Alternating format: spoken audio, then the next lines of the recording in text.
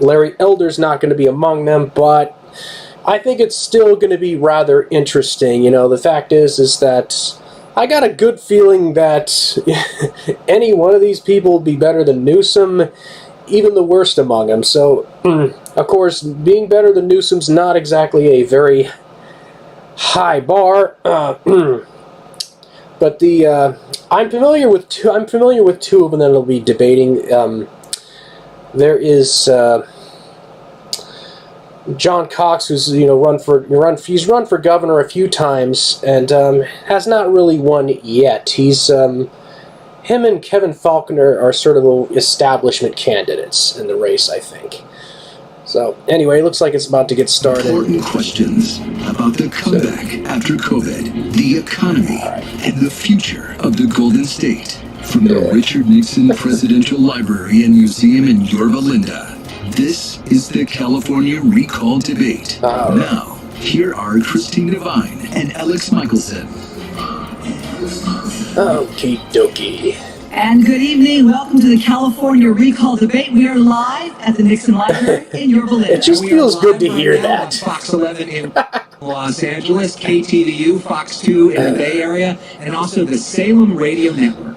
All right, come August 16th, every registered California voter will be getting a ballot in the mail. And that ballot has 2 questions on it. Number 1, should Governor Newsom be recalled? And number 2, if 50% of voters say yes, who should replace him? Well, these 4 candidates, they want that job. So let's now go to our moderator. So that's Hugh Hewitt, Salem radio host and CEO of the Nixon Foundation. Hugh. Thank you, Christine, and welcome everyone watching and listening tonight. As Christine said, I'm the president of the Nixon Foundation. Joining Alex, Christine, and me in asking questions tonight is Ambassador Robert O'Brien, former National Security Advisor to the President and co-chair of the Nixon Seminar. The Nixon Foundation sent 7 invitations to the debate tonight. Governor Newsom, Larry Elder, and Caitlin... so Newsom was invited. ...declined to attend, but accepting and with us tonight are the 2018 GOP Republican nominee for governor, John Cox, 2-term mayor of San Diego, Kevin Faulconer, currently serving assemblyman from the Sacramento area, Kevin Kiley, and former Congressman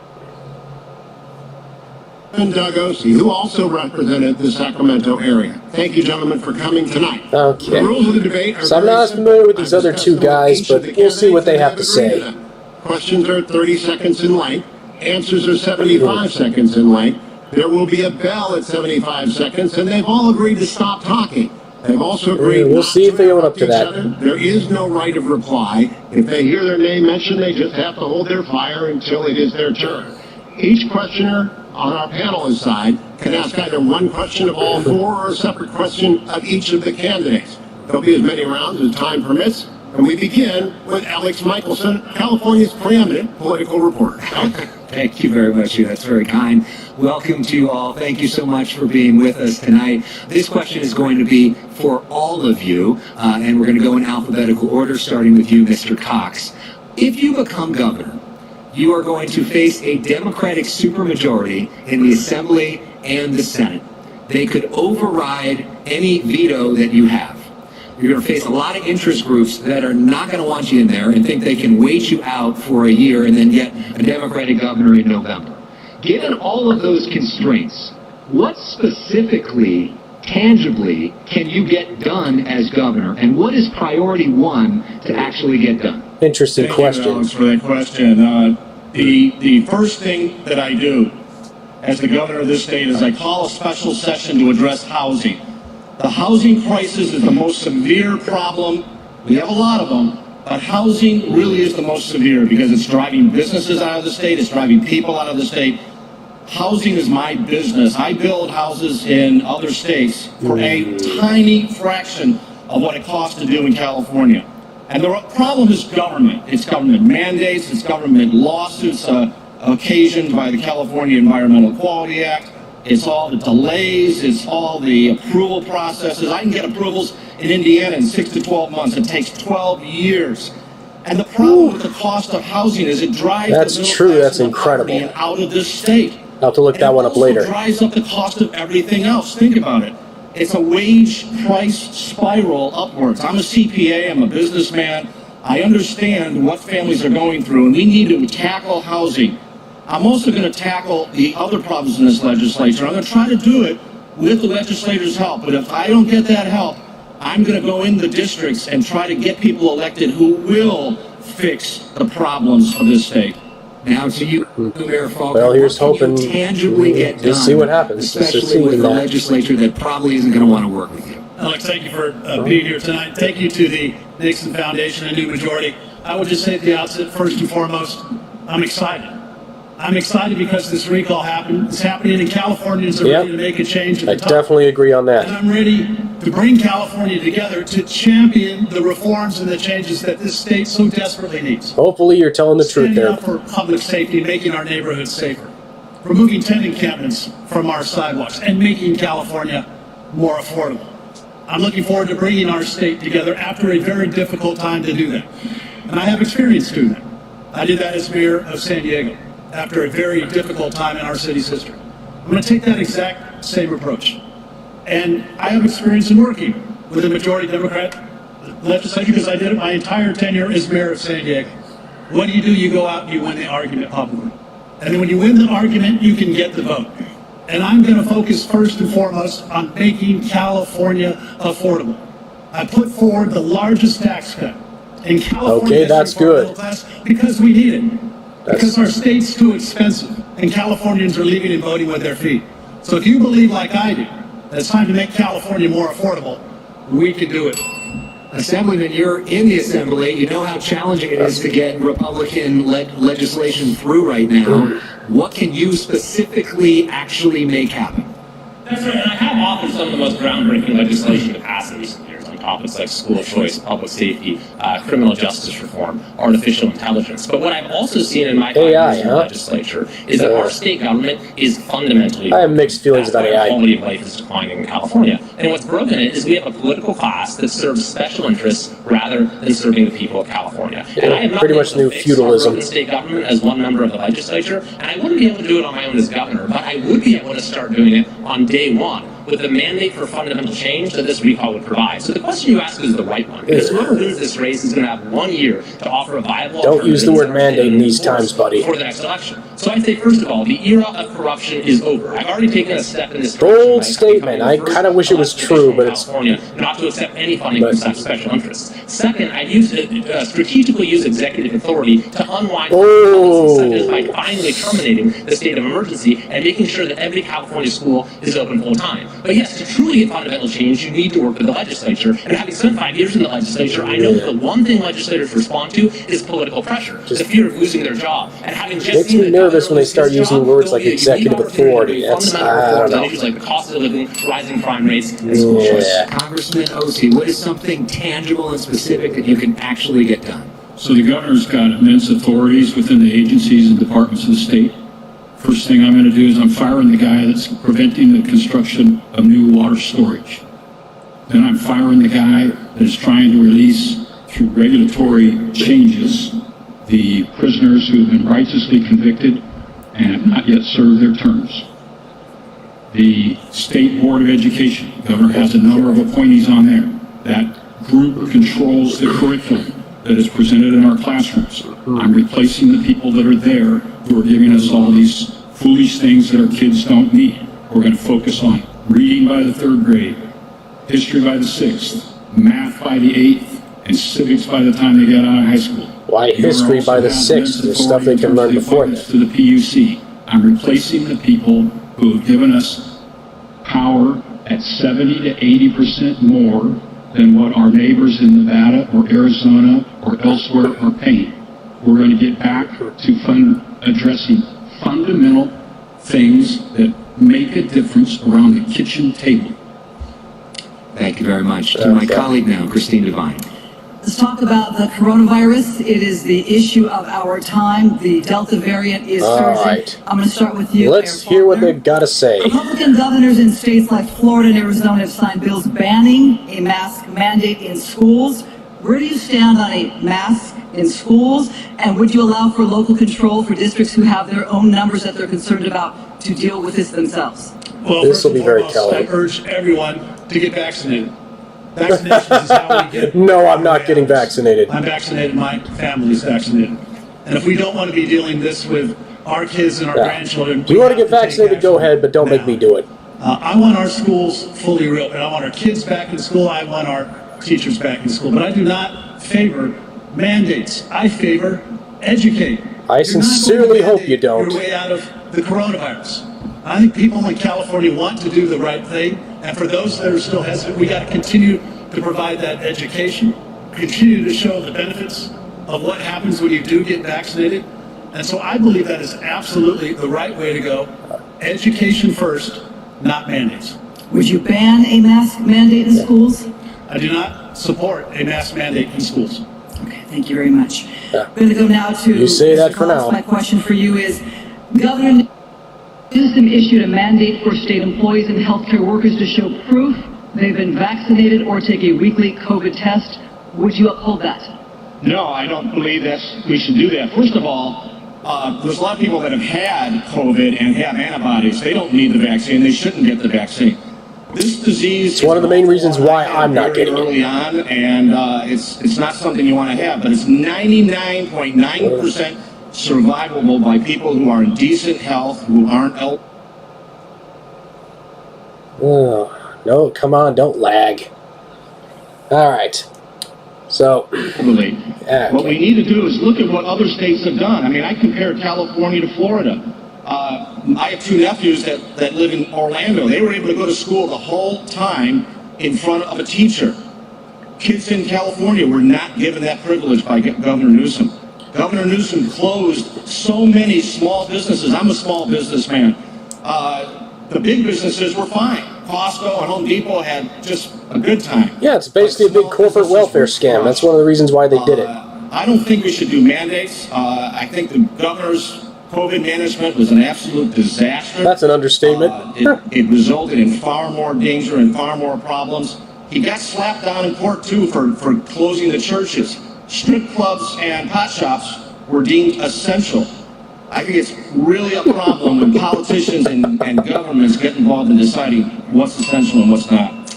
All right, we do know that the coronavirus is unpredictable. So my question now is to Congressman Ossie. The CDC came out last week recommending masks indoors in hotspots, even if you're vaccinated. Would you adopt CDC guidelines? Several Republican governors, Texas, Nebraska, are not. I think the government is engaged in a significant overreach of its authority in terms of imposing these things.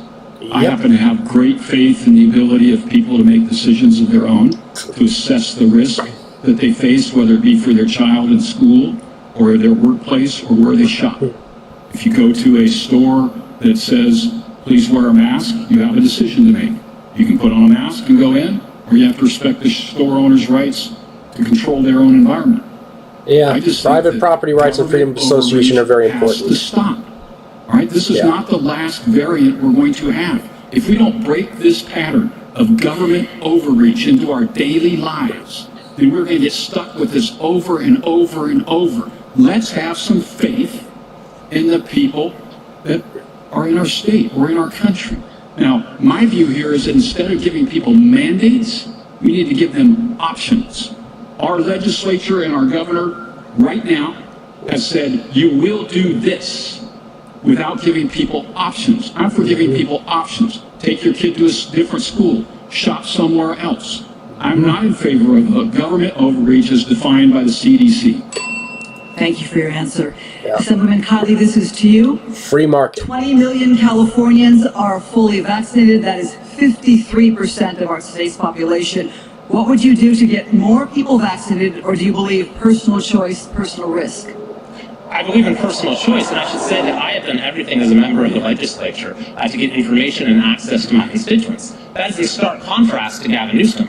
In October of last year, he cast doubt on the safety of the vaccine. He said we can't take the FDA's word for it. This drew a scathing review from the chair of the and that was back when Trump was in office, so, you know, he let tribalism control his decisions then. He said that Newsom was costing lives and discouraging Americans from taking the vaccine. And then when it came time to actually roll out the vaccine in December, California had the slowest rollout of any state. For a time, we were 50th out of 50 in actually administering our doses. I had asked Newsom to call a special session of the legislature so we could be there to help, but he refused. He said he was going to do it on his own, and he blew it. You had seniors who were told they were eligible, would spend all day on the phone trying to get an appointment and couldn't get this one. And this was at the time when it mattered most, when COVID was at its peak, when hospitalizations were at their peak, when deaths were at their peak. We undoubtedly could have saved lives if we had a better. And there's also the fact that Newsom shoved COVID patients into nursing homes. Vaccine lotteries, and these steps we're taking towards mandates and passports. It is a perfect case study for the perversity kind of a shame you didn't mention that. Politics. Using bright lights and cash giveaways and state control as a mirage for a broken-faced state government that fails to serve California in the most basic ways. We turn it now to the ambassador. Thank you, Christine. And this is a question for all the candidates, with Simmel and Kiley to begin. The DEA, the Drug Enforcement Administration, reports that cartels from Mexico, South, and Central America are the biggest drug threat to the United States. There's an avalanche of cocaine and deadly fentanyl that's coming into this country. And unfortunately, the DEA says that California is at the epicenter of the cartel's malign activity here in our state. There are parents today outside of this library in a parking lot who've lost children to fentanyl, and they're protesting and asking for relief from Sacramento. If elected governor, what would you do to stop this avalanche of drugs and stop the cartels from coming into our states? Thank you.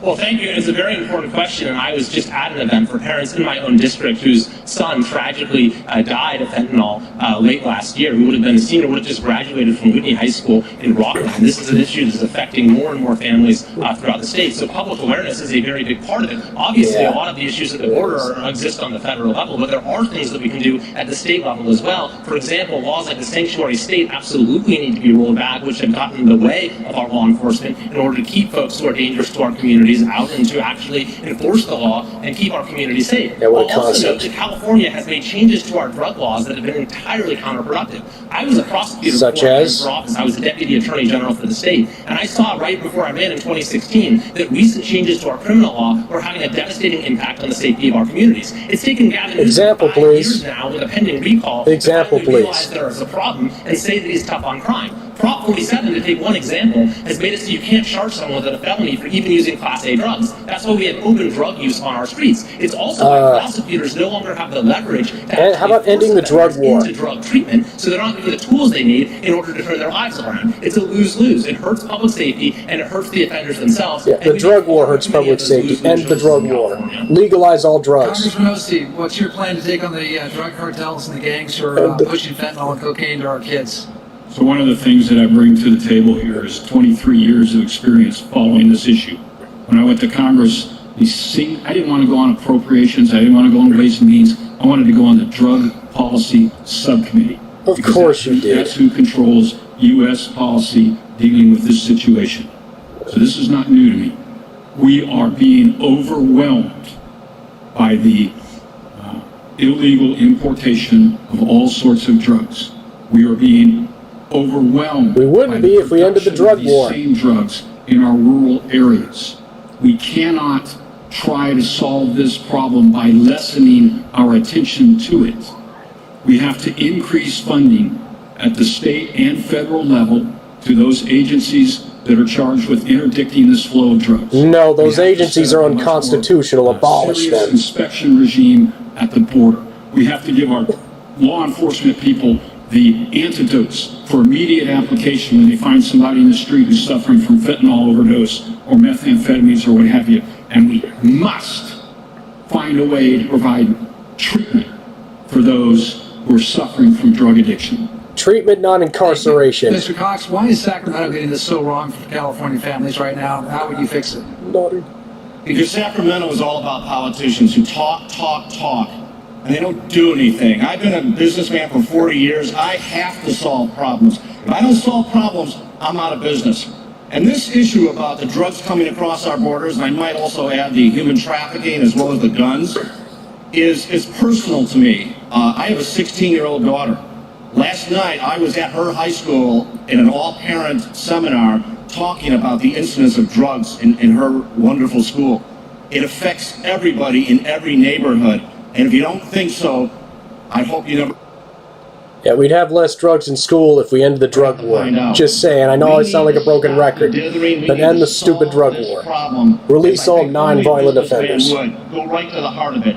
We first of all need to end the sanctuary state nonsense in the state. We need to have the local police able to interface with ICE as well as the Border Patrol. We absolutely need to build a wall along our southern border all the way. It's there in parts in San Diego. Immigration's something I have mixed feelings about. This border. We don't have these problems in Canada because they can enforce their law and they're not corrupt. But unfortunately, we have problems with our neighbor to the south. They can't run their country and interdict this stuff, and we got to make sure that we protect our children at all costs. Thank you, Mayor. You confronted this issue head on in San Diego. What's the first step you take as governor?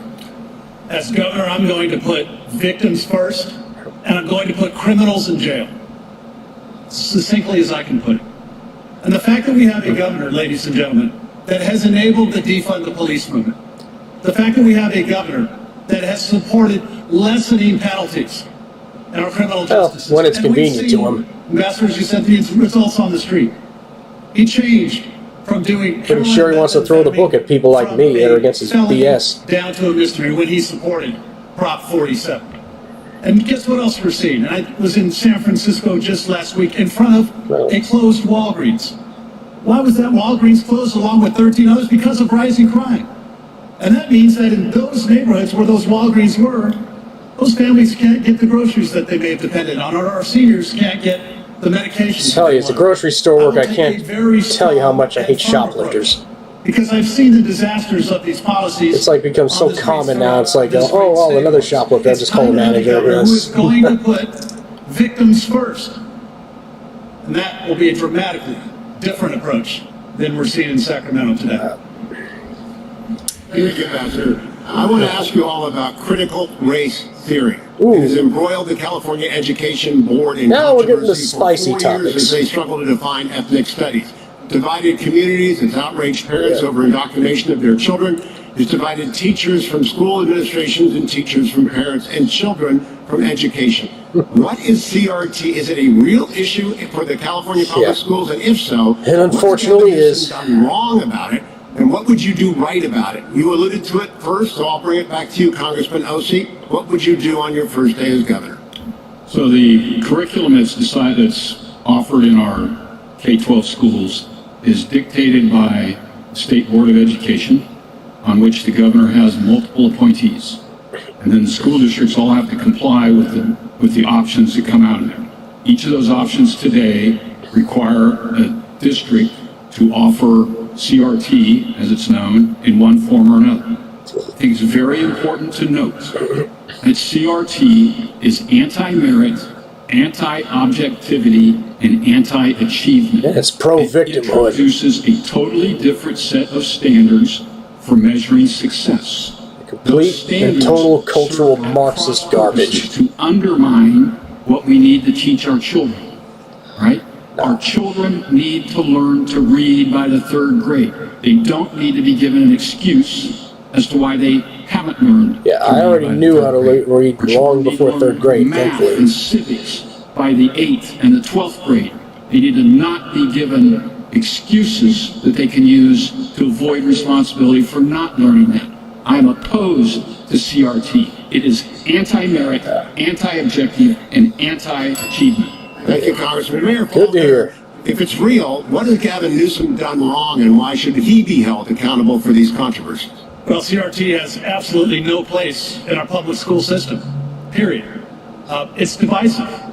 Focuses on what divides us rather than what unites us as a country.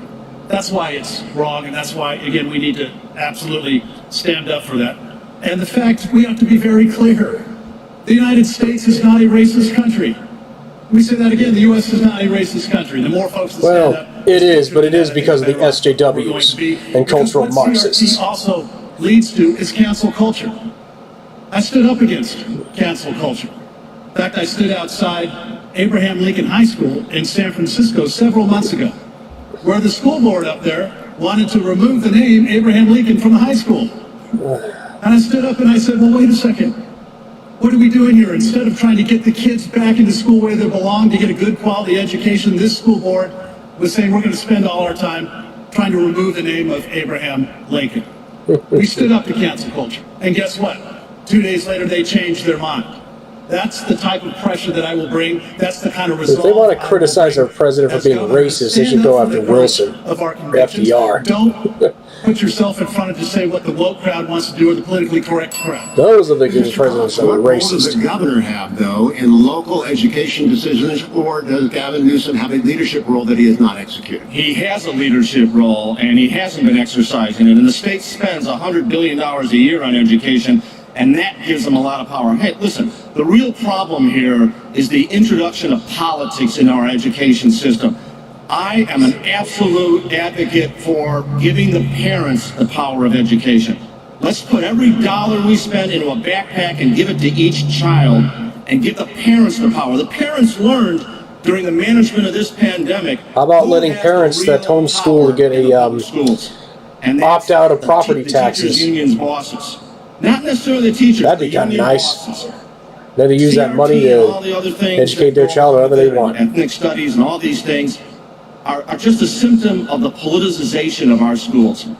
My mom was a teacher in the public schools. I was a school. Better yet, just abolish the property tax completely. What it takes to teach, and we've put politics too much. We need to teach. One of the worst taxes on the books right now. I toured Folsom Prison, and most of those inmates were from LA, and they had high school diplomas but couldn't read past the 3rd grade level. That's criminal. And that's what we're doing with our children and our That's future. pretty pathetic. We've got to stop that. Get the politicians. That's what low standards will do. Assemblyman Kylie. Low standards and too much Well, the bureaucracy. governor will make a decision if this bill passes the legislature on whether to sign or veto a bill to mandate the teaching of CRT, or as it's being called, ethnic studies, in every single high school as a graduation requirement, and I would certainly veto that bill. I spoke against it on the floor of the Assembly. But what's important to note is that just 2 years ago, Gavin Newsom was against this too. When the first edition of this curriculum came out, it was universally condemned. I'm going to have to look into that one. It was offensive in so many ways, and it would never see the light of day. So Newsom Leaney was originally against CRT. Saying that the curriculum echoed the propaganda of the Nazi regime.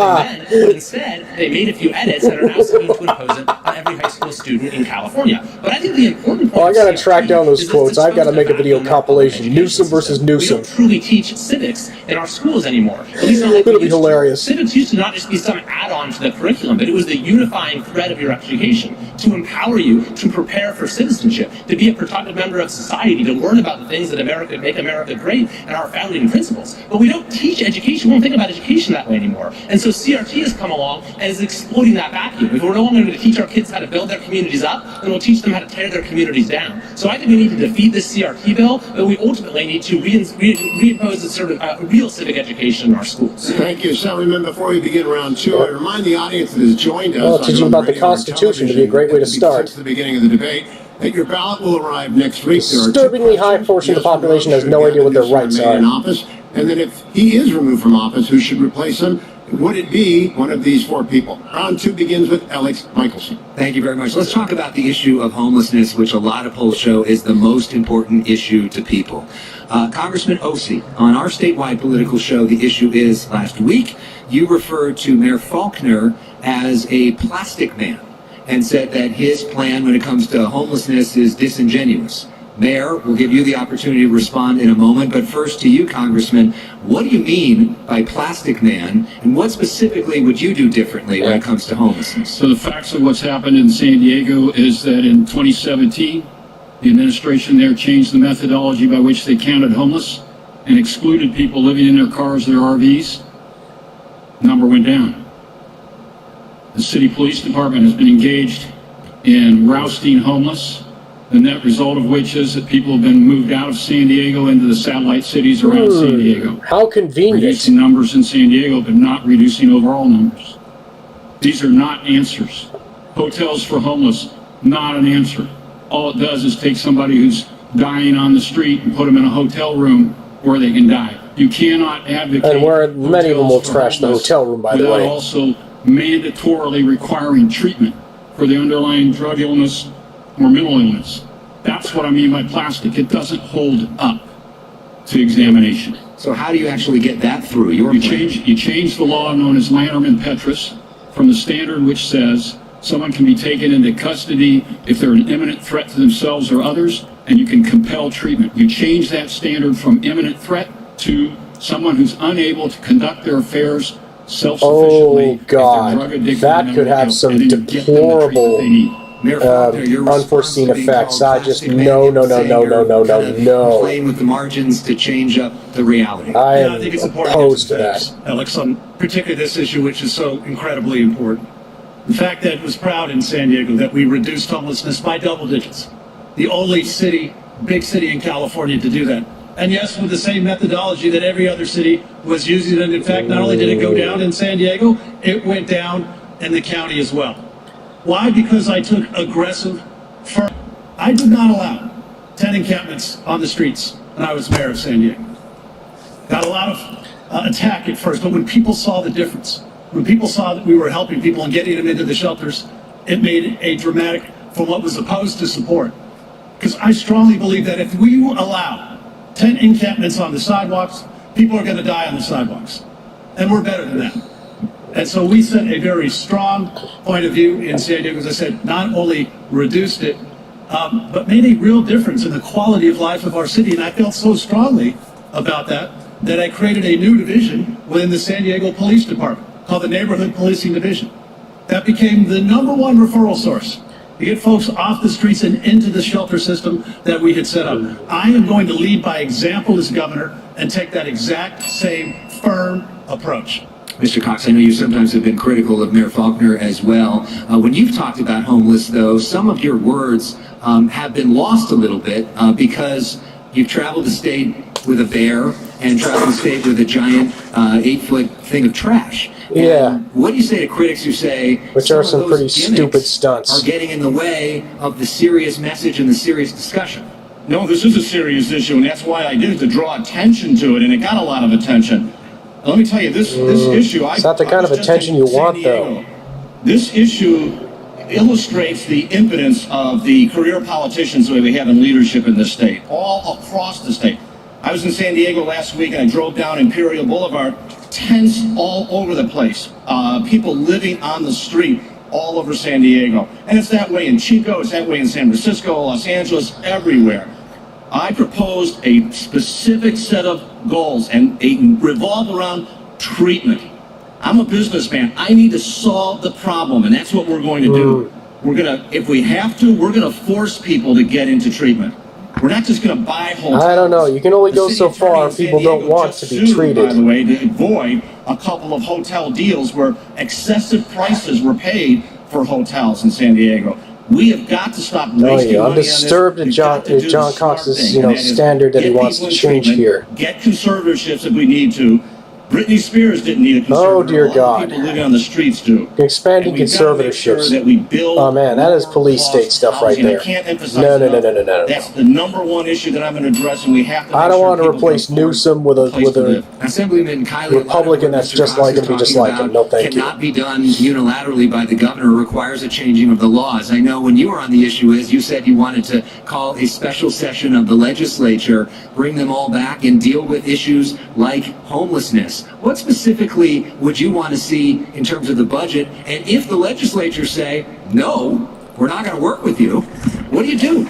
Well, it's the governor himself who has gotten in the way of a lot of cases. And I should say at the outset that homelessness in California is a human tragedy and a national disgrace. We have more wealth in this state than all but 5 countries, and yet we have thousands of people dying on our streets. So I decided to do an audit of all the homelessness spending in California, because we keep spending more and more, and the problem keeps getting worse and worse. We have 9 times the unsheltered homeless population as the next closest state. My audit would have looked at where all the spending is going and why isn't it solving the problem. It got unanimous support on the Senate side of the audit committee, but the governor's administration testified against it. That sounds like a good idea. I think I'll support that effort. It's no surprise that it's getting stalled, though. Vote short on the assembly side. And so what's happened? We've simply continued spending more money, and the problems only continue to get worse. The nonpartisan legislative analysts said more spending will quickly dissipate because there is no strategy. The governor's own mental health czar, his top mental health advisor, said in an interview in March that homelessness in California is not a money problem, it's a leadership problem. So what would I do? I would bring a new strategy, and I would bring new leadership. Under the 9th Circuit decision, you can't ask people to move along and get off the streets if there's a place for them to go. So I'd make sure there's a shelter, there's a roof over their head, there's a place for them to go. But then I'd connect them with the needed services, substance abuse treatment, mental health counseling, job training, you name it. This isn't brain surgery. We can look at what's worked in other states and we can do it here. All right, thank you very much. Well, it's certainly better than John Cox's approach. So we reached out to our voters, asked them to send us questions. We had way too many questions for the amount of time, so what we're going to do is just toss each of you a different question just to get to know you a little bit better. So we'll start with you, Congressman Ossie. It's about EDD fraud. Bruce Awashi asks, how do you clean up the EDD mess? Perhaps 30 billion in fraudulent unemployment claims in these COVID times. Others say it takes them days to get on the phone to get help to get their checks. How do you correct things? So Elaine Howell did our report on EDD. It was routinely ignored by the governor. So this really does lay right at Governor Newsom's feet. I doubt if he's even read the report. 114 pages filled with recommendations. Oh, these politicians never read their own bills like it, but they pass them anyway. Large and small business in the state of California has measures in place to prevent inappropriate payouts for false invoices and the like. Every single large and small business in this state has a practice, if they're successful, of answering the phone in a timely manner. Those are the two critical pieces to this. Let's figure out, by going and looking at other entities that have large employee pools or large sales volumes, how do they prevent fraud? And let's incorporate those measures into the EDD process. Well, they have an incentive to deal with fraud because it's their money on the line. Just answer the damn phone. Yeah. That's a soundbite right Government, you know, it's our money on the line. All right, thank you. Mayor Faulkner, the question for you Just a is thought. crime. We all know that shootings are up, homicides as well. Susan Nelson asks about Prop 47. It changed a number of felonies to misdemeanors, basically theft under $950 to a misdemeanor. Yeah, bad idea. Voters approved that, though, in 2014. So what would you do about crime? We're ready to overturn that. Every California family deserves to be safe, to feel safe, and to have a safe neighborhood. That is not the reality under Gavin Newsom's California. As you rightfully point out, crime right now, violent crime is at a 13-year high. Murders are up 30%. And yet we have a governor who doesn't seem to think that it's a problem.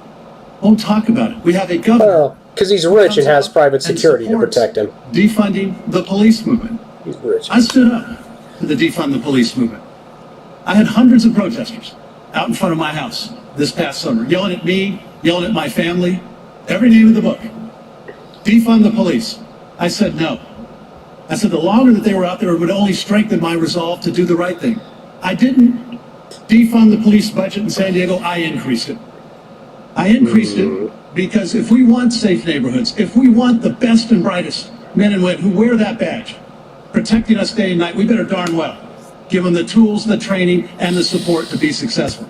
That's the approach that I will take as governor and work to strengthen those laws that this governor has worked to weaken.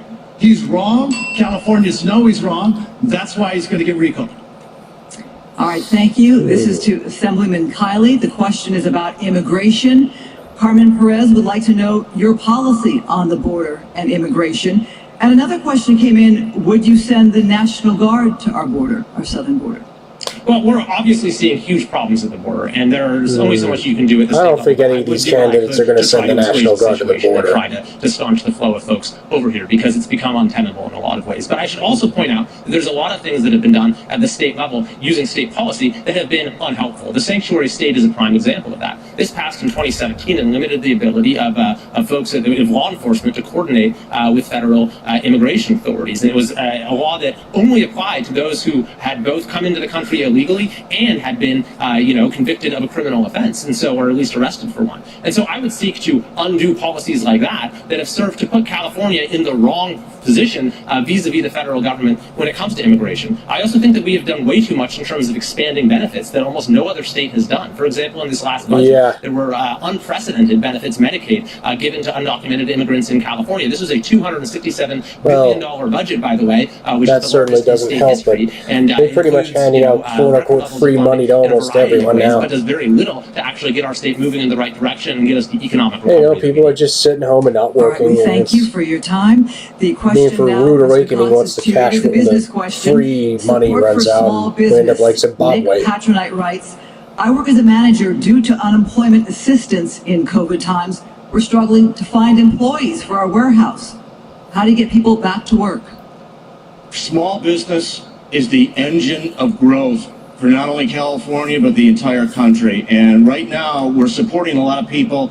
And they're giving John Cox a lot of screen time. Afford their life in this I mean, seriously, have any of you else noticed that? But we've got to correct the problem. We've got to give people opportunity.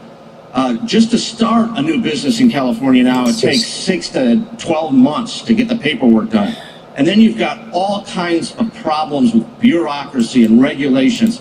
We've got to cut through all of that. What I'm going to do is they're not paying anywhere near as much attention to the other three candidates as they are this guy. Agenda. Of course, I'm not surprised because he's the candidate that aside from Newsom himself, obviously, that the establishment tends to favor the most. On every single regulation in California that. And some of his policies, which are really just more police state garbage, really start their own business. Demonstrate why. The licensing rules and the regulations are geared towards protecting existing business, but not letting people get into business. And we penalize people tremendously. He's right about that. We also need to reduce the tax burden. But then again, he probably doesn't want to get rid of licensing laws like I do. Tax rate cut for every Californian, the largest tax cut in the history of the state, because this state taxes people too much and regulates people to death. I'm a businessman. I would never even think of starting a business in California. Ambassador O'Brien, we turn it to you.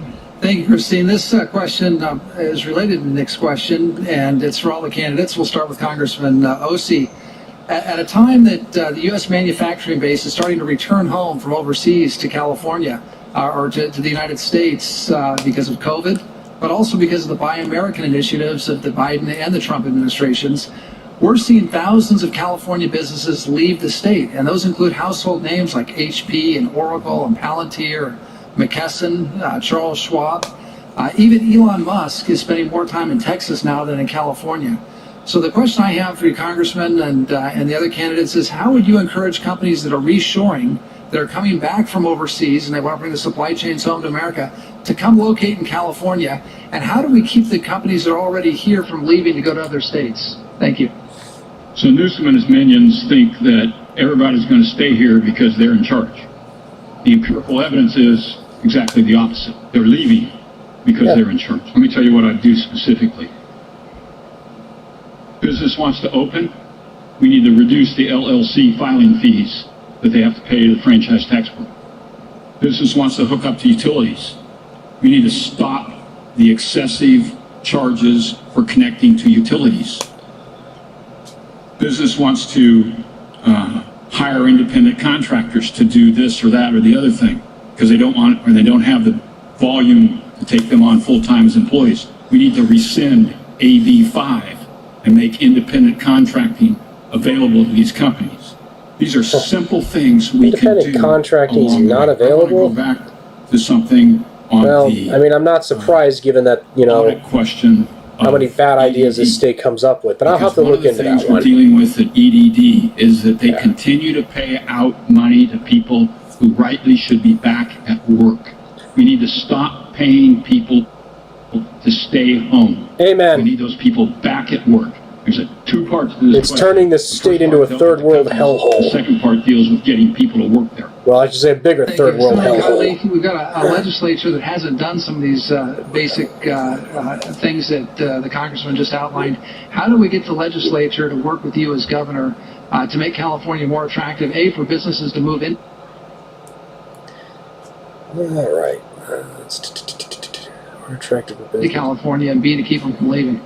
Well, I'll say, first of all, that a lot of the damage isn't actually done by the legislature. The legislature has delegated an enormous amount of power to California state agencies, and that's where a lot of the damage is done. They churn out regulation after regulation. Kind of like the federal government. More and more in our lives every year. And so as governor, you could bring new leadership. You could give all of these state agencies, CARB, the Water Board, the EDD, the Department of Public Health, a new directive to actually serve the people of California. Don't harass them or harangue them or try to run their lives like a lot of them do. But ultimately, in order to have sweeping change, and so yes, I would try to roll back those regulations, and it would do so using executive authority. But to have more sweeping change, you need to get the legislature to act. And the thing about the problem that you've cited is you hear a lot of these examples about Elon Musk and HP and the big companies, but actually the arrangement works out pretty well for big companies who have wide margins in a lot of cases, who have compliance departments who can tell them how to follow the law, who have lawyers on staff who can help them reduce litigation risks. It's small businesses. Gee, it's almost like they deliberately designed these regulations to regulate their competition out of business. Oh wait, that's exactly what's happening. Die in droves. So I would immediately work on things like rolling back PAGA, which is a huge impediment, is a huge litigation risk for businesses, certainly repealing AB 5, and doing a systematic review of every regulation that needlessly makes it so difficult to do business in California. Mayor, how were you able to keep businesses from leaving San Diego, and what would you do as governor? Look, you're right. People are leaving California. They're voting with their feet. You name the state that they're going to. Let me ask the audience a question. Raise your hand if you know somebody who's thinking of leaving California. Yeah, they tend to be going to Texas, Arizona, and I think some might be going to Florida too. Who doesn't seem to think that it's a problem, because people are voting with their feet. They're going to states with lower taxes, lower cost of living, because of these terrible policies. And so, rather than helping to make it easier to start a business or to make it more affordable for a family to actually stay, live, and retire in California, we have a governor and a legislature whose sole solution for virtually any problem is they want to raise taxes and send more money to Sacramento.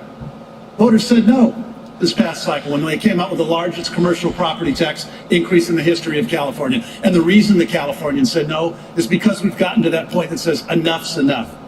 You can't keep putting the burden on small businesses. It's crushing our families. It's crushing so many entrepreneurs that we are so proud of here in California. So I will have a vastly different approach to support our businesses, stand up for doing the right thing, not moving forward with any of the tax increases that this governor and legislature continue to want to foist on California.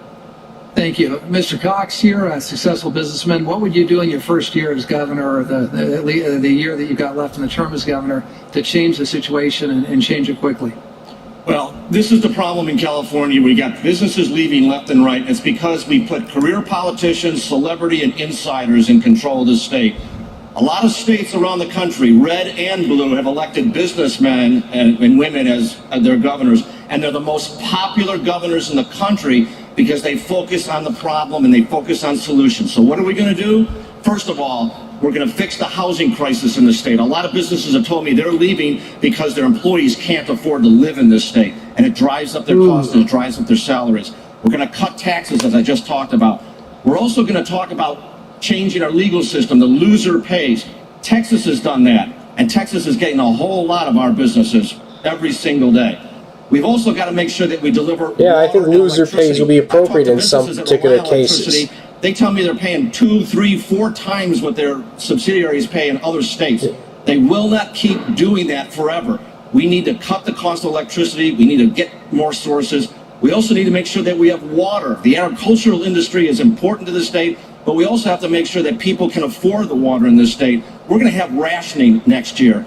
And it's wrong because we're sitting next to the largest... Yeah, hopefully not, but given the way things are, it wouldn't surprise me. Ambassador, I'm going to turn to that subject, water. The North Coast is already parched by drought. Drought has returned to many parts of California. And just yesterday, the State Water Resources Control Board issued an emergency curtailment authorized by Governor Newsom that will devastate the Central Valley, the farmers, and the hundreds of thousands of people who work for them. I'll start with you, Mayor Faulconer. On day one, what will you do about the water cutoffs in the Central Valley that is causing, for the second time in a decade, devastation to the agricultural business? Stop them, because agriculture is so incredibly important to our state, our community. We're so proud of agriculture in California in the Central Valley. We are not only, Central Valley is not just the breadbasket for California, we're the breadbasket for the nation. That's a truism. And yet we have a governor that has not done a thing to increase water supply in California. I was in Fresno just last week talking with our farmers who are seeing all their allocations cut virtually zero. We need to increase our supply. Specifically, we must move forward on projects that are already Well, we need to deal a lot better with waste. The legislature won't do it. Why we won't do it? Yeah. Because he's letting the far left environmentalists stop him from doing it. What am I specifically talking about? I'm talking about Sites Reservoir and Temperance Flat. Those are two big things that we need to do for our Central Valley farmers. They deserve a governor that's not going to ignore the Central Valley. They deserve a governor that understands how important water, resources, and new supplies are. We did some of that in San Diego, where we did one of the largest water recycling in California. I'm proud of that. You've got to put your elbow into it. We've got to increase our water supply. recycling would be If we certainly don't, why do we expect anything to be would help a different great year deal. after year when we have drought conditions? We have to have a government that's going to stand up for farmers. Mr. Cox, what will you do about the emergency curtailment order yesterday for the Central Valley farmers and again, hundreds of thousands of people who work for them? I would countermand it and I'd immediately talk about getting us more water. Again, this is the politicians and celebrities, insiders that we've had running this state into the ground. We're sitting next to the largest body of water in the world, the Pacific Ocean. Israel has turned a desert into an agricultural paradise. And why? Because they've done desalination, and they've done it at a fraction of the cost. I visited a desalination plant once, actually. We have underinvested. The California even got to water taste the project water was there. a miracle. It tasted like, any other water you get out of the faucet typically. Not bad. 85% of the eating oranges. We have more dairy than Vermont and Wisconsin combined. We have more cattle than Texas. We need to make sure that we have water for the future, as well as for the people that are here. We need water every single day. It's the staff of life. So we have terrifically underinvested. And why? Because we've listened to the insiders. I'm an outsider. I'm not a politician. I'm not beholden to these groups. I'm going to talk to the people of this state about common sense solutions. And that means desalination. That means building more storage. That means building more recycling. That does not mean cutting allocations to our farmers or our people. Assemblyman Kiley, does the rest of the state even understand the agricultural devastation brought about either on the North Coast or in the Central Valley by water cutoffs? Well, a lot of folks probably don't, see the immediate impact of it, but certainly will experience the ultimate impact of it because we rely on our farmers for our food supply. And so we absolutely cannot have them be the first to have to face rationing and cutbacks whenever we hit these dry spells. So, to answer your that's going to raise food prices even higher, which is really going to screw the middle class over. And to put our farmers as our first priority rather than always being our last priority. But yes, the long-term solution ultimately is to recognize Believe me, that I this is certainly noticed the increase in food prices. The governor's own agriculture secretary said that the reason for these cutbacks was Mother Nature and climate change. That is not true. The reason we're facing these cutbacks is because of political choices that we have made. Rationing and cutbacks and scarcity, those are political choices, and we know full well that endemic to our climate are periods of wetness and dryness. We used to do things differently. We built the State Water Project back in the 1960s. The world hasn't seen anything like it. It was a marvel of engineering, but then we rested on our laurels, and we haven't expanded capacity in any significant way since. So I actually am authoring an Assembly constitutional amendment that will dedicate a fixed portion of the general fund every year to water storage products. Temperance Flat, Sites Reservoir, there's a low-hanging fruit like raising the water level at San Luis and Shafta. We can have an affordable supply of water and one that is sustainable, and we can embrace abundance rather than scarcity. Might have some promise there. Apologies to Oklahoma. Can the farmer and the environmentalist be friends? Can you actually serve both of those communities of interest when it comes to water and the Delta? So there's one farmer in this race. One. That's me. My sisters and I raise 1,000 acres of rice. Water is not theoretical to me. All right? It's not theoretical. These fellows, they know the story. They don't know the reality. We need to increase supply. If we increase supply, it benefits not only farmers, but also cities and the environmental community. We need to increase supply by going back to the projects I first advocated for when I was in Congress in 1999. Which is the Sites Reservoir. We need to build on that in Temperance Flat. We need to go beyond that, though. We need to go to the Modesto Irrigation District. We need to go to the Fresno Wastewater Treatment Plant. We need to go to the Sacramento Wastewater Treatment Plant. We need to go to every single wastewater treatment plant and figure out how to provide funding for them to pair up with farmers to process water to a sufficient cleanliness so we can use it on our crops. This is not, again, this is not theoretical. If you're a farmer, these guys they all know the story. I live it, all right? I live this issue. I'm your guy if water's your issue. Before we begin round three, I want to remind those viewers and listeners who have just joined us, we're at the Richard Nixon Library in Yorba Linda. It is the first California recall debate. Channel 11 is carrying it, Fox LA live, as is their sister affiliate in San Francisco and the Salem Radio Network. To Alex Michelson for round three. Alex? Thank you so much, Hugh. And this is the California recall debate. This is not a Republican primary debate, even though we've got a bunch of Republicans. Yeah, thanks for bringing that up. If you look at polls right now, again, I find it interesting that they invited Newsom, but well, I guess he didn't want to come. Who to pick on question number 2 on the ballot, which is who should replace Governor Newsom. We know Democrats can vote on that question, even if they vote to try to keep Governor Newsom. We know there's a lot of Democrats that are in favor of the recall, and so they're trying to figure out where do they go. There is not an establishment Democrat on the ballot. And that's so just how horrible of a Governor Newsom lead is. To get your take on them. And Assemblyman Kiley, let's start with you. If Senator Feinstein were to retire, worse than Gray Davis, you would be in charge of appointing her replacement. If you picked a Republican, the Republicans would get control of the United States Senate. There are a lot of Democrats who would say, she's a Democrat, Senator Padilla is a Democrat, they both won overwhelmingly. Joe Biden won this state by 30 points. She should be replaced by a Democrat. Isn't that the most fair thing? And can you commit that you would appoint a Democrat to that seat? Well, actually, Alex, I hate to do this, but I have to reject the premise of your question. None of them will do that. Leave it up to the voters, which is exactly what I, asked Gavin Newsom to do when there was the vacancy in Kamala Harris's seat. He didn't do so. He appointed Alex Padilla, who had a very fraught history in his tenure as Secretary of State. And so the voters of California were deprived of choosing their state senator, one of the most important offices in the entire country. As a matter of fact, what the governor did was of questionable legality. I actually got a legal opinion from our legislative counsel's office saying that no, Gavin Newsom's appointee cannot be, Gavin Newsom cannot serve the remainder of Kamala Harris's term. Before the term expires, there needs to be an elected senator. And so now it's almost like no, that's not exactly true. And what it's doing, 17th Amendment's clear that when there's a vacancy in the Senate that the United States Senator. Governor can appoint their replacement to fill out the remainder of their term. Who's going to serve like the last month of the existing term. So this is all too typical of what happens in our state capital. Fake news. Is we try to shut voters out in every way possible. And so here they solve the constitutional problem You're lying, buddy. in the least democratic way imaginable. That's what ultimately this recall is about, is returning power to the people of California. All right, very interesting. Mayor Faulkner, the Newsom campaign has repeatedly called this a Republican recall driven by Trump supporters. They fought to even get that language on the ballot. They did. I'm wondering, for you, we know that you supported they got it on the ballot. I don't think it's going to help them, though. After January 6th, are you still a Trump supporter? Do you welcome his endorsement, and would you want him to come campaign for you? Well, look, first and foremost, what happened on January 6th was abhorrent to our country. To have folks storm our Capitol, to attack our Capitol police officers, that was wrong in every way imaginable. We want to have those folks held accountable, and I think that's incredibly important. And I will tell you, Alex, when it comes, I think you hit the nail on the head, by the way.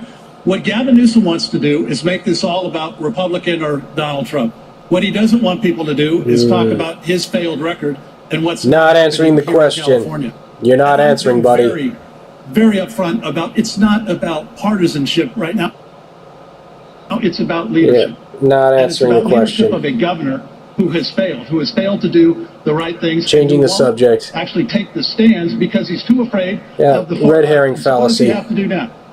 All he has is not going to come out and defend his record during the recall. He's going to call it all kinds of names, but he's going to have senators from other states come up and say that this is a partisan issue. It's not.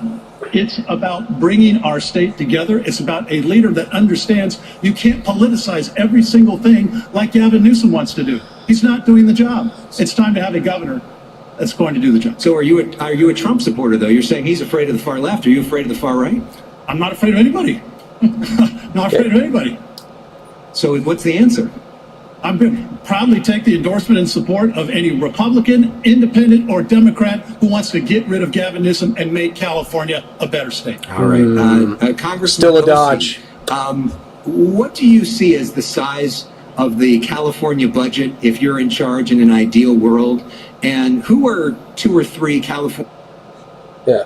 Well, hopefully a lot smaller than it is now. I think it's spending way too much money. Democratic legislators you think you could work with to make that happen? So I want to answer, I'm going to get to that. But on January 6th, I didn't wait until April or May to make clear my position on what happened January 6th. I'm on record that afternoon that when they broke into the Capitol, it was time for the police to clear the building and arrest those people on the spot. I want to be absolutely clear about that. No equivocation, no delay. That afternoon, that's what leadership requires. You got to be clear, and you cannot put up with the kind of behavior that occurred when they broke into the Capitol. In terms of the folks that work in the Capitol right now, I actually think this is going to sound like apostasy, but you have to figure out how to work with Lorena Gonzalez. She's the most powerful politician in the legislative branch of the Capitol. You have to figure out how to work with her. That's what I do. I mean, everybody on the Democratic side's terrified of her. And how do you do that? I call her up. I find out. I said, sit down. I go, Lorena, you got kids. I got kids. You got people in business. I got people in business. How do we work together? Let's find something we can work together on. Same way I did it in Congress. Mr. Cox, Larry Elder is not here tonight. We invited him. He had a fundraiser and chose not to come. But he has said that he wants the minimum wage to be zero in the state, that the minimum wage should be zero. Do you agree with that? And do you support the current minimum wage of $15 an hour? This will be an interesting question. Well, like Larry, I was on his show a lot in 2018. He said I would be a great governor, for the record. Listen, I think there's a place for a minimum wage, but I think he's right from the standpoint that I think the free market is a much better judge of what wages should be. But I think getting back to I'm a bit surprised that will be his answer. We've got too much government and too much regulation. We've Very got too many few even Republicans have the guts to say that. Inserted itself in the business like that. And, I grew up a Democrat. I became a Republican because Ronald Reagan talked to me about the fact that government's not the solution to our problems. Government is the problem. So my message kind of a shame that his policies didn't exactly live up to that quote. Thousands of them signed this. The country might be a better place if he did. They want a state that works. They want this state fixed. We've elected celebrities and career politicians and insiders for so long. We have not elected a business person who spent a career. I started with nothing, and I built a business that's highly successful. I did it by solving problems every single day. I don't care if it's a Democrat answer or a Republican answer. We've got to come together and unite and solve these problems. So what should the minimum wage be? That's a question.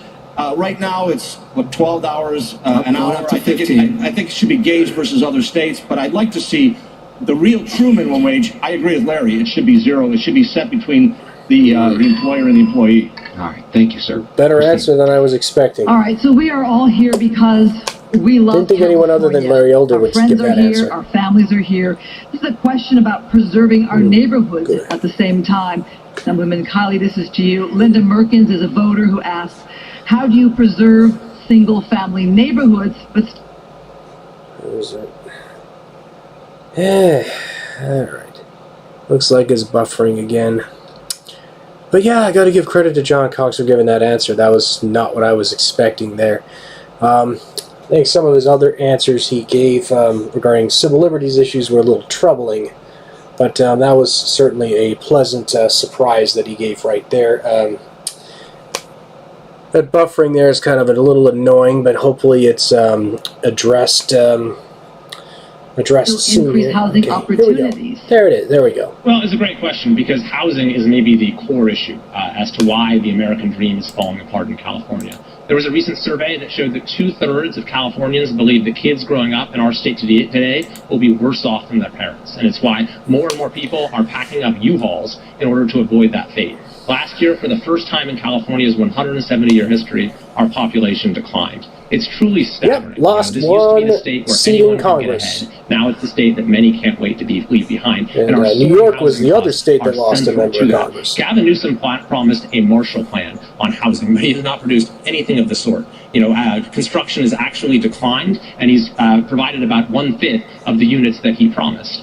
All the while, we now have a median house price in California that's over $750,000. That's up 20% just in the last year. And so you can get a good job after college, work hard, do everything right, and you not be able to afford a down payment on your home until you're in your 40s. So it's very important to preserve single-family neighborhoods and to allow for local flexibility and local autonomy. But there are simple steps that we could take to increase the supply of housing. We could certainly streamline the permitting process. We could eliminate all of the fees and costs that can be on average $150,000. We can reform CEQA and other litigation. Okay, and there's the buffering again. Alright, okay, alright, good. Oh wait, dang it. That's the disadvantage of live streaming, is that stuff kind of, technical stuff kind of happens, but basically, if the answer to affordable housing is, certainly not what Newsom has done, certainly not. And do what other states do, where they get projects right off the ground without delay. Congressman, let's see, I'm going to stick a little bit with... Oh, come on.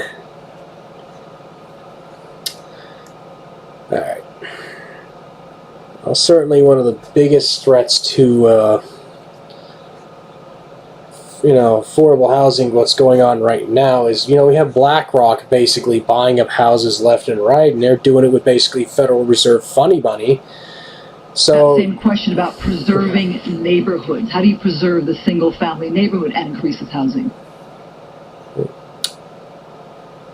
Yeah, there's Federal Reserve funny money, so ultimately... so I think the fundamental problem on our existing neighborhoods is that the legislature has gotten itself into... Oh dear. It's toward the end that I'm getting the worst technical problems here. ...position where they believe they know better what should happen in this or that neighborhood than the local land use authority. So they've started to substitute their judgment through legislative fiat to accomplish their goals. All right, goals in Sacramento, whereas they may not work in, pick a city. Well, I'm certainly in favor of greater local control in a lot of cases. My view here is that you have to figure out how to get houses to market in a timely fashion.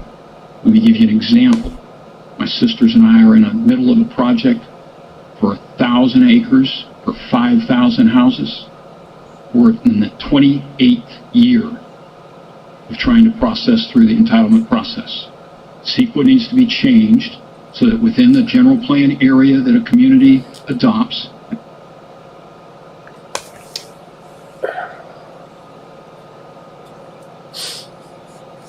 come on, you just need to last about 24 more minutes or so. Alright, so preserving neighborhoods, that's $1 million question. It just that goes into gentrification, and gentrification just is a bit of a double-edged sword. On the one hand, you improve quote unquote a neighborhood in a lot of cases, but you price the people that were already living in that neighborhood out often.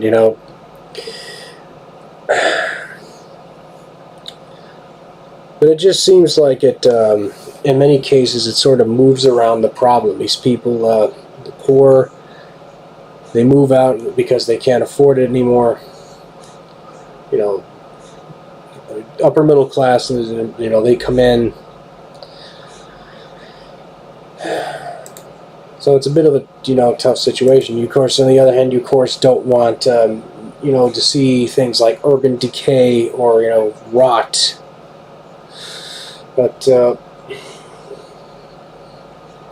You know, it just seems like if you lowered taxes, if you lessened a lot of the regulations, that there would be far fewer problems regarding that. And I hope you're all able to hear me on that right now, because it's I'm not liking these technical difficulties that I'm having right now. But preserving neighborhoods, I suppose, sounds okay.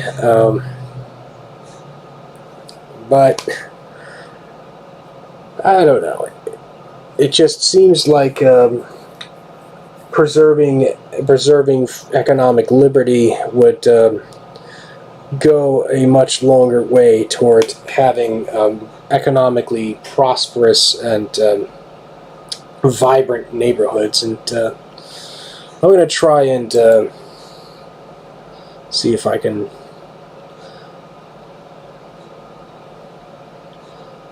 see if I can just if I just get this. San Diego, what we can There do, we go. we're working We're back together in business with all now. of our trade partners. Okay, good. That's how we compete. We strengthen the rules that So allow we'll just have to our small refresh every now and then. and prime and electric companies to do what they need Foreign to do. influence in the And we UC take a system. firm stand when the bad actors come Man, out I missed something and here. do the right, and don't be afraid to call them out on it. That's, Okay. I think, the most important thing. Thank you. Mr. Cox, what do you say about the Confucius Institutes and this foreign political influence on our university students coming from the Chinese and other foreign governments? Well, we need to deal with the Communist Chinese Party, and there's no question about it. It's an unaccountable party that controls that country, that feels it's going to control dissent. It censors its people. It tries to control the economy. In other words, it's kind of like Sacramento. Well, it controls some of our politicians too. Like there's that one up to this. congressman who got caught having sex with that Chinese spy. Every country in the world. But you know, but we also have he doesn't get held accountable. What our businesses have generated in this country, and as the mayor said, California is one of the leaders in developing intellectual property and developing business methods. It's not just intellectual property; it's business methods and markets. We need to make sure that we produce in this country. That's vitally important. We found that out during the pandemic when we found out that we didn't make enough ventilators. We didn't have enough supplies for testing and other things in the pandemic. We need to make sure that we stop chasing business out of this state. That's what the politicians and celebrities and insiders who have controlled this state for too long have been doing to business, not just in California, but around the country. We need to make sure that we have people that are accountable and that we stand up for our business interests. Thanks. Congressman Ossie, what do we do to protect the UC system, the Cal State system, the gems of our educational program in California? That's what's made our state so great, so competitive. It's why so many innovators live here and come here to study. How do we protect those universities from IP theft and malign activity? This is actually one of the most interesting questions that our country faces right now. It's not the UC thing I'll get to. CCP, as you know, is engaged in a systematic effort to steal our IP. It's been going on for at least 30 years. Yeah. It started in agriculture. It's pretty much an open secret at this point. Well, you can't even call it that at this point. Our crop technology, and they've taken it to China, and they've tried to implement it. Right? Henry Kissinger wrote a book in 2011 called On China. It's about this thick, small print, but enlightening. I commend it to you to read if you want to know what the Chinese are up to. In terms of the UC and CSU system, in terms of protecting the ability to continue with the IP, we need to have a very, very strong standard for who ends up owning the IP that comes out. I'm not sure that's a state or a federal issue. I would prefer it be a federal thing for all universities across the country. But we can do it here if we have to. Well, a lot of IP law does tend to be federal. Most of it does tend to be federal in nature. We're not shooting bullets yet, but we are at war with China. We do need some serious intellectual property Councilman reform. Kiley, one of the things that the governor in Florida has done is pretty much these big corporations can just hold on to these properties indefinitely, when they should have entered the public domain decades ago. with China, with Russia, with Cuba, with Venezuela, with Syria, with Iran. Is that something you'd support here for the UC system and for the CSU system as well? Well, it sounds like something certainly worth looking at. With the UC, it's a little complicated because they're constitutionally independent. The state can't regulate them in the same way that they can the CSUs. But the problem you bring up is one that I have a great deal of familiarity with. When I was in private practice, I prosecuted the civil case against Huawei Technologies for intellectual property theft. And this is in the public documents in the case. They had stolen this smartphone testing robot from the lab of our client, and then, basically tried to steal the IP. And the Wall Street Journal, in a front-page article a couple of years ago, cited our case as the basis for the federal action that followed against Huawei Technology. And so it is a very serious issue, and we need aggressive action of this on the federal level as well as where appropriate at the state level. I'll also add, by the way, that the threats to intellectual property in California don't just come from China. They come from our state legislature as well. I'm on the Judiciary Committee, and I see bills every year that erode intellectual property protections because they're trial lawyer-backed bills that seek to create new ways to sue people. This is just one of the many reasons that California is routinely rated the top judicial hellhole in the United States. But on the issue of universities, at the end of the day, I think what we need at our universities is to have a culture of free and open debate instead of them being sort of the... I don't know, it just seems like we should go back to the old days, the really old days, to where you had intellectual property for maybe 20 years or so, then it went into the public domain. Thank you. Hugh? Thank you, Ambassador. I have 2 questions left, so I'll ask one of 2 of you each. The first one, I'll ask Assemblyman Kiley to go on, the mask mandate for elementary school children. School begins in 30 days. The Orange County Board of Education sued Governor Newsom to stop any sort of mask mandate in the Orange County Public Schools. What do you believe you could do to stop mask mandates on elementary school kids if you were elected governor in a month? Well, I'm 100% against the mask mandate at the state level. California is one of only a handful of states that has one, and I think that a lot of the authority to impose that stems from the state of emergency. So I would terminate the state of emergency on day one. Parents know what is best for their kids. They should be making these decisions for them. Well, yeah, it certainly never should have been implemented in the first place. I mean, for one thing, the governor implemented the executive order. There was no act that I'm aware of by the state assembly, so it just really bothers me that, a lot of this has been done essentially by executive fiat. National outlier throughout the COVID era. Of all the 50 states, we had the harshest lockdowns. Of all the 50 states, we had the longest school closures. We were the last to open just about everything. And so to make the case that California got it right, you also have to make the case that all 49 other states got it wrong. And that's a case that simply cannot be made on the basis of the data. When you look at education, our kids have fared worse here than anyone. We've done more harm to them, including lowering their life expectancy, according to the Journal of the American Medical Association. Our unemployment rate has been the second highest in the country throughout the COVID era, and our public health outcomes have actually been among the worst as well when you measure excess mortality. If our excess mortality rate were even on par with the national average, thousands more Californians would be alive today. So I think that the lessons that we need to draw... It's almost like locking people in their homes with little exercise or sunlight, or, basically causing people to worsen things like depression, alcoholism. It's going to cause some problems. Kind of makes it seem like this whole lockdown thing wasn't worth it. Of course, I've been saying that from the very word go. Which this governor clearly has not drawn, is that states that took a different approach, that followed the science, that took a balanced approach, and that trusted their citizens, did a lot better, and I would learn from them and have that model here in California as governor. Thank you, Assemblyman. Mayor Faulkner, in the very first round of questions tonight, Christine asked you about mask mandates, and you said you don't support them. Governor Pete Wilson, good friend of the Nixon Library, has told me repeatedly the California Constitution empowers the governor with extraordinary emergency powers. Would you use those powers to mandate? That's the case. The California State Constitution needs to be amended. Any public school of elementary schools in California if you win the recall. Well, I will tell you, I was just like the Assemblyman here, strongly oppose mask mandates in public schools. Our parents are the right ones to make the choices for our kids. And to see what this governor has continued to do with the mandate approach is the wrong approach. And it's time and time again, it's not just on what we're seeing right now, but it's also when we went through last year, open and close. We had businesses in California that were open and closed 5 and 6 different times. We had a governor that started, remember, whether it was case rates, then it went to color-coded charts. Remember those? Then it went to geographic regions that were as big as like the entire state.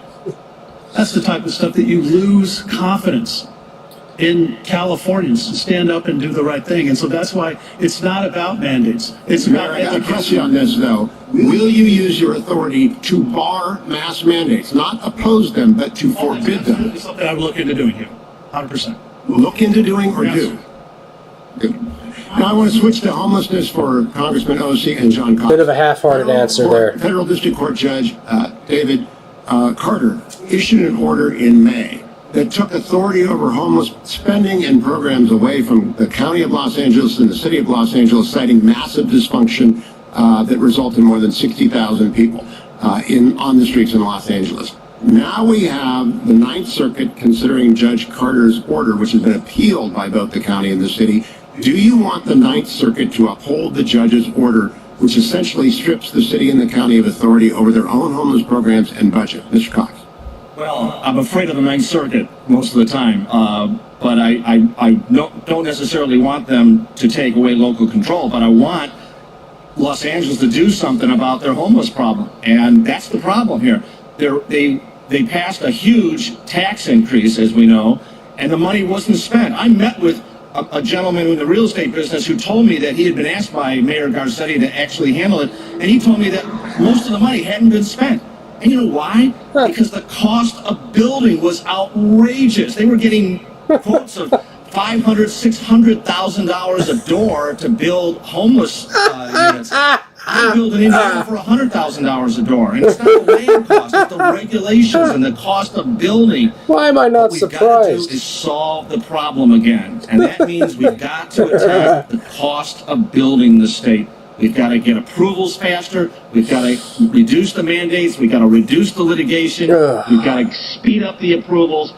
And then we've got to have the people demand that their officials use the money wisely. I'll tell you what, when I'm the governor of the state, we're going to go after every jurisdiction in California that wastes money. We're going to have full transparency and audits of every agency in every city. Congressman O.C., Well, the Ninth let's Circuit see you is a do lot that. better after President Trump added a number of its appointees. Judge Carter has taken the authority and the money away from the city and county of Los Angeles. The Ninth Circuit is considering whether to leave it with Judge Carter or give it back to the city and county of Los Angeles. What do you want the Ninth Circuit to do? So I want to go on record here thanking Judge Carter for slapping the elected leaders of LA on their performance on this issue. He basically said, you guys are incompetent, I'm taking it away from you. That's what he said. That's the way the system works. That was the message. Now the city challenged that, and the Ninth's going to look at it. Look, I am just done waiting for somebody's solution. I don't know. It seems like something that the people of LA should deal. The voters should deal with. Either drug addicted To or me, mentally ill.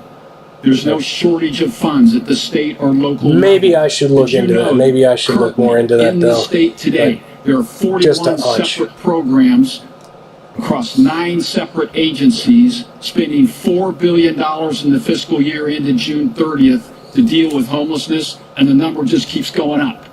And now Governor Newsom says he's going to triple down on that and make no changes to the approach. Judge Carter did the right thing. He called them out. I'm calling them out today. What we're doing isn't working. We need to change. We need to get treatment for the drug addicted. We need to get treatment for the mentally ill. We need to stop calling failure success and face the facts. We have less than 10 minutes left in the debate, so the last round of questions will go to Alex Michelson and perhaps time for a closing statement. Alex? All right, Mr. Cox, as governor, you control appointments. You get a lot of chances to hire and fire people. Who stays and who goes? Who are you looking to fire? Well, considering the way this government is run, that's a very there's a no shortage of people to deal with there. Yeah, indeed, there The is. first thing There I'll is. do as the governor is order an audit of every agency, as well as an evaluation of its worth and its beginnings, as well as what it's actually doing. Caltrans would be one of the first I'd look at. That agency is so mismanaged. It costs twice as much to build a road in California as it does in Texas. That's outrageous, and we all know we're paying. I'm surprised it isn't 3 times the amount in the country. That's got to change. We know how bad the EDD is. I mean, that agency should be completely audited, and that management should go. The DMV is another ridiculously managed. Well, the DMV is a meme for a reason. Many years ago, I lived in Florida. I got my driver's license in 15 minutes. Every time I go to the DMV, have to go to the DMV, I always make an appointment. Always make an appointment to go to the DMV. 3 hours to get my driver's license. The management of that Don't do walk-ins at the DMV. Unless you want to be there all day. As I would with any business that I turned around. Look at every single agency in the management. Mayor Faulkner, this question from our colleague Carla Marinucci from Politico. As governor, you have the power to reverse the Governor Newsom's first-in-the-nation move to expand Medi-Cal to undocumented immigrants that are elderly. Would you do so? Yeah, that's the wrong approach that the governor took. 100%. We're a very welcoming state. We take care of people. We provide emergency services. But as we continue to layer on cost after cost, you are taking what was meant to be insurance programs and turning them into welfare programs. That's unsustainable. We can't do that. We're kind-hearted in California, but we have to say... To be fair, they were welfare programs to begin with, but, you know, that's a conversation for another time. That last question, because I feel very strongly about that. It's time for a whole new team of people in California, at all of our agencies. On day one, I will bring in a whole new team of women and men who believe, like I do, about the reforms and the changes that we need to do. The governor actually has about 4,000 appointments. So the folks out there who want to serve our state, now's your time, because we're going to need you. On my very first day as mayor of San Diego, I brought in the first female police chief in the history of San Diego, Chief Shelley Zimmerman, because we had a problem with some very few officers in our department, but we needed leadership and change at the top. I understand how incredibly important that is to the culture. To have men and women that are going to put their all into it, are going to be reform-minded. That's what we need to do at the state of California, and I will do that on day one. Assemblyman, you are an attorney. As governor, you would have the ability to appoint judges, which are so important to policy in this state. What is your judicial philosophy, and what does a judge look like that you're appointing? Well, I appoint judges that would uphold the Constitution and would set the parameters for our politics, that would not seek to, participate in our politics. I've gotten a little experience in the courts this last year plus when Assemblymember James Gallagher and I took Governor Newsom to court for abusing his emergency powers. We had seen very early, in the very early stages of COVID-19, that he was using executive powers, emergency powers, in a way that our Constitution does not envision, to actually make policy, to usurp the role of the legislative branch. So we took him to court in June of last year. We represented ourselves, actually. Mad respect to suing Newsom. You guys suing Newsom last November, and we're now seeking review by the California Supreme Court in order to uphold a very important principle, which is that we have a separation of powers, we have the rule of law, we have the Constitution, we have checks and balances, and even in an emergency, especially in an emergency, we need to have a representative government. And so we're hoping to get a ruling for the California Supreme Court that will be a very important precedent that we will never have one-man rule in California again, and I will certainly look to appoint justices, whether at the Supreme Court level or throughout our judiciary, who will be of that mind. Congressman Ossie, as governor, you have the power to declare states of emergency. Are there any states of emergency that you would declare in that job? I think the governor's power in this aspect needs to be constrained. I would go to the legislature and voluntarily ask them to put a time limit on the duration of whatever whatever emergency period I might otherwise need to declare prospectively. That's the problem we're dealing with right now, is that there's no time limit on the current California Emergency Management Act that the governor is exercising all this authority from. Yep. So that would be step one. Now, legislature needs to take away the emergency powers, just like they did in Michigan. At the outset, we're building water storage, folks. I'm firing the people who are in the way of that. We're keeping criminals in jail. The people who are working with Governor Newsom to change the rules by which criminals can get out of jail early, that's over. Those people are gone, right? The people at the state forestry department who are standing in the way of timber sales that end up reducing risk in our rural areas from fire, those people are going to have to either change their way or they're retiring. It's just that simple. I'm not going to sit here and belabor, how many angels can dance on the head of the pen. We're going to get stuff done. And let's end with something fun, because if you watch our statewide political show, The Issue Is, we like to do a game called Personal Issues, where we get to know you. There are a lot of people that are just getting to know you tonight. So this is a rapid-fire round. Try to give us like 1 or 2 word answers. We can get through as many of these as we can, all right? So, Mr. Cox, what is something embarrassing your kids would tell us about you? Okay. Oh, boy. Then my wife doesn't like my nose here.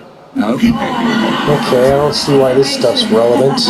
Mayor Faulkner, when you're not working, what are you doing for fun? I love to cycle when I have the time. And Yeah, no, I'm going to cut this off here because I don't give a crap about these softball questions, about this softball nonsense. But ultimately, of all these people on the stage, the one I like the least is John Cox, because frankly, some of his answers regarding civil liberties issues regarding, are pretty alarming to me, particularly the idea of changing this one particular standard regarding forcible treatment, and that's because I'm very worried that that's going to be used, if not by him, but by future governors, and also by the legislature to advance some really truly Orwellian and nefarious stuff, like perhaps forced vaccinations or vax passports. Like they have in New York City. They're calling it the keys to the city. Just the mayor over there is just an absolutely evil, terrible piece of crap person. But all right, let's see. Are they still doing the softballs here? Doug Osie for joining us. I also wanted to thank Ambassador Robert O'Brien. All right, it looks like they're done. So, anyway, the person I really dislike the most is John Cox. The person I like that I like the most on this debate stage would be I just forgot his name, but he's the lawyer who, along with another state senator or state rep, basically sued Newsom. So I give him mad props for having the guts to stand up to Newsom. Trying to do the right thing, and really he is absolutely correct that we are supposed to have a separation of powers. The governor, as the executive, is supposed to sign bills into law, not just make law through executive fiat like he's been doing with these emergency orders and that we've been seeing. And the judicial branch, they've been kind of floundering as well. They've been kind of letting him sort of get away with it for the most part, except for this one ruling regarding churches. That's certainly quite the victory. But as for Faulkner, he's better than John. He's definitely better than. He seems a bit better than Cox, but he also seems kind of a little bit establishment myself. I definitely noticed some question dodging by both John Cox and by Kevin Faulconer. I don't like that. I don't like when politicians change. When they change the subject, when they try to deflect like that. I think it reflects very, very, very poorly on them really. So, and I want former Congressman Osie. He's kind of. I'm not really much of a fan of him either, but I'd probably say Osie's the second, the one I dislike the second most, mostly because, a lot of it's because, I got to admit, a lot of it's because I don't trust, I have a very low opinion of Congress, especially now. But it's also because, him and Cox really went through kind of some virtue signaling and pearl clutching over January 6th. I mean, we get it. What happened on January 6th is bad. I think even most Republicans would agree that what happened was bad that day, certainly. But, the objection that I really have is that in the case of John Cox, he used that to deflect a question he had, that if he would accept the endorsement of, Donald Trump and still supports Donald Trump. Now, if he doesn't support Donald Trump anymore, what he should have done was he should have just said, given a straight answer, and just said, no. But then again, these people, by and large, are politicians, and, unfortunately, we tend to rarely get straight answers from politicians. It's unfortunate, but it's certainly something that I expected. I liked the answers of John Cox and Kevin Falconer regarding water conservation and the expansion of the water supply. I think some of those are good policies and ideas. But again, the person I really kind of like the most is the one lawyer, because not only is he standing up, at least in the case of the emergency powers Newsom has claimed for the Constitution, but he's given some pretty good answers on a lot of the questions, and I will certainly be sure to research him a bit more. My favorite candidate is still Larry Elder, but obviously I can still look into him a bit more, and ultimately I'm not going to tell any of you who to vote for, 'cause I'm basically going to I'm just telling you that I'm leaning mostly toward Larry Elder right now, but that other guy certainly gave a good performance. I'll certainly give a look at him and give him my consideration. We have about 56 candidates, I believe, that were in this recall election. The way that the recall elections work in California is, as they explained, they're going to ask on the ballot, do you think Governor Newsom should be recalled, yes or no? And if you answer yes, you have to choose a candidate out of these 56 candidates who you believe should replace Governor Newsom, because you don't need you need a plurality, and in other words, you need a plurality and not a majority. So in other words, you don't need 51% of the vote. What essentially happens is that a candidate could essentially win a recall election with as little as 20% of the popular vote, as long as they have a plurality, and of course enough people vote yes on whether or not Governor Newsom should be recalled. Then that person will become the next governor, and they'll fill out the remainder of Newsom's term, and whether or not they can win a regular general election or not is really anybody's guess. But when this recall election first started, I supported Caitlyn Jenner because, to be honest with you, I kind of thought it would be hilarious if Caitlyn Jenner won, because, wouldn't it be quite the irony if a Republican trans woman ended up beating a rich, white, elitist, leftist hypocrite like Newsom Leedy, as I frankly call him. I just think it would have been funny, but Larry Elder entered the race. I liked a lot of the things he said. I looked up a lot of his stances. He was a radio talk show host, and he's got a bit of a libertarian streak, pretty much like I do. And so he kind of seems, to me, to be the best choice. But, this one lawyer seems like he might have that libertarian streak as well, and perhaps might have that libertarian streak as well. It's a little soon to tell on that. I'll have to look into his other policy positions on that one. But generally speaking, if Newsom gets recalled, it will be only the second time in the history of the state that a governor has actually been recalled. The first governor to get recalled was Gray Davis in the early 2000s. He got recalled in large part because of a lot of the rolling blackouts and high energy costs that plagued the state at the time. And basically, he was a puppet of the utility companies. And so, frankly, he deserved to get recalled, but, I gotta tell you, Newsom is such a terrible governor that he makes even Gray Davis look like a statesman. And that's really honestly saying something. But I'm not. Newsom. The apple doesn't fall far from the tree, as they say. He's Nancy Pelosi's nephew. Nancy Pelosi's easily one of the most corrupt members of Congress. Former mayor of San Francisco. So, that's the kind of person essentially we're dealing with here, and,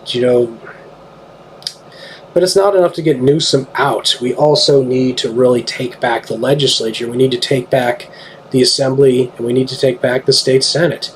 And, of course, we all, as Americans, need to take back our various state, state houses, city councils, school boards.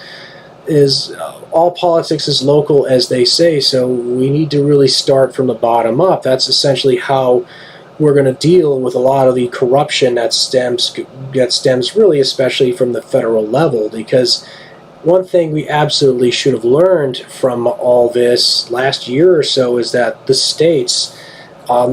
your state and local governments have far more power than you realize, than you think. And so unfortunately, a lot of people don't know who their congressperson is, who their senator is. They don't know who their state rep is, who their state senator is. A lot of people don't know who their mayor is, and I think it's really time that people start paying a bit more attention to that. I mean, as more of a libertarian leading individual, I kind of wish. Part of me kind of wishes I could just forget about politics and just let them all leave me alone. Unfortunately, I kind of have to pay attention because, well, what other choice do I have? It's basically a lot like Charles de Gaulle, the famous French general, once said. He's basically kind of like a French Eisenhower. Politics is too important to leave up to the politicians. So we certainly have no shortage of choices of candidates to choose from,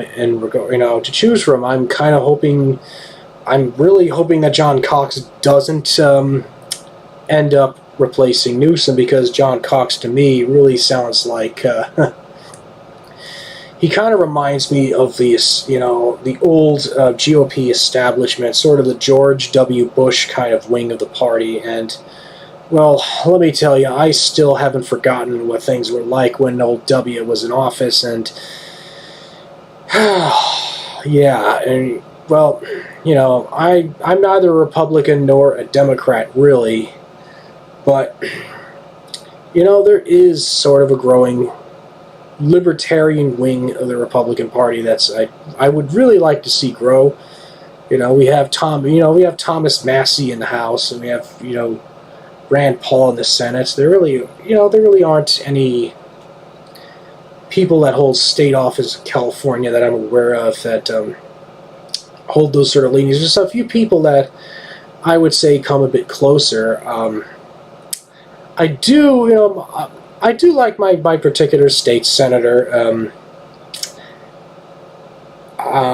in large part because she voted against SB 277. It was a bill that essentially was a vaccine force bill that was passed to remove the personal belief exemption for K through 12 students in the public school system. And the personal belief exemption was very broad. It was basically, it could be religious, it could be philosophical, but just they removed that because, in the words of the statist tyrants that passed the bill, people were quote-unquote abusing it. And well, the thing is that we've come a very, very long way in a very bad direction, unfortunately. And so that's kind of one of the main reasons why I want to recall Newsom, is because I don't want to have I don't want to have a vaccine passport system like New York City does. I don't want this state, or God forbid the entire country, to end up like Australia, to where we have troops on the streets enforcing, basically Soviet-style totalitarian lockdowns where people are basically, where citizens are basically on de facto house arrest. So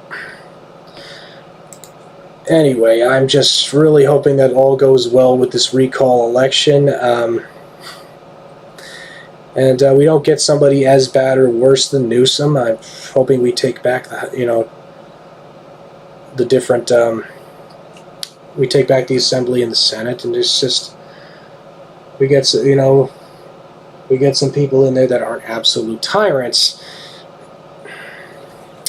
So anyway, it's been fun filming the basically first ever live stream with all of you. I hope you had some fun with watching with me.